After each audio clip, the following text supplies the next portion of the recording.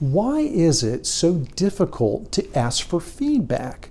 My name is Randy Hain, and today in the Coach's Corner, we're going to address best practices for asking for feedback.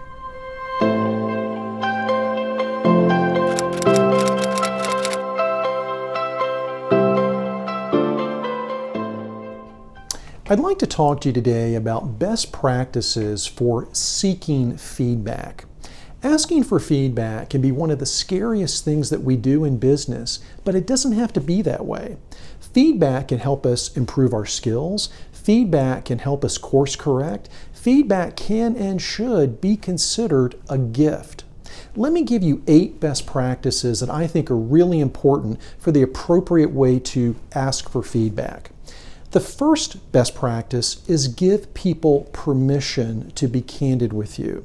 That may seem obvious, but if you don't tell people that you want really honest, candid feedback, you may get, "You're amazing, you're wonderful, attaboy," and that's not really helpful. People need to know that it's okay to give you the difficult feedback that they may be holding back.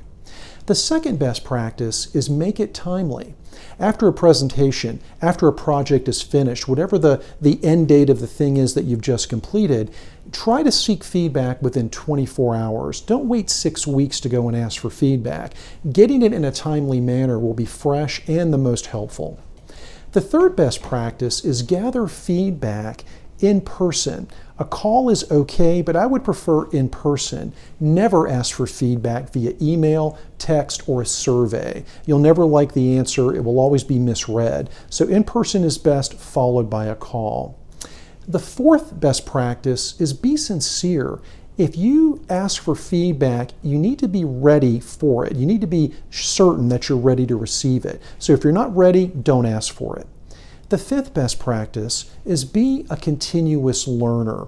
We all have room to improve, and if you'll approach feedback as a way to gain skills, to learn, to get new insight that you didn't have before, you'll be much more ready to receive it. The sixth best practice is avoid defensiveness.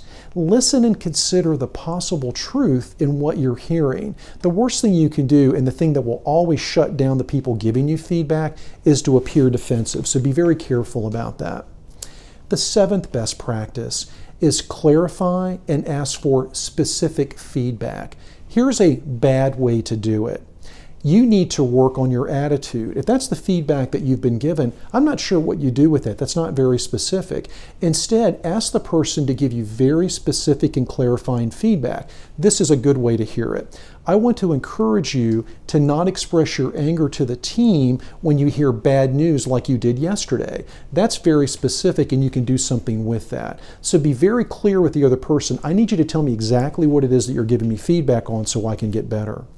The final piece of feedback, the eighth piece, best practice rather, is thank the giver. It takes courage for people to give difficult feedback, and you need to thank them for it. That's not your first instinct typically when you're hearing feedback, but I want to encourage you to thank the person giving it so they'll be encouraged to do it again. So the feedback that I have received over my career was sometimes rather painful to hear, but I am a better person and a professional for it.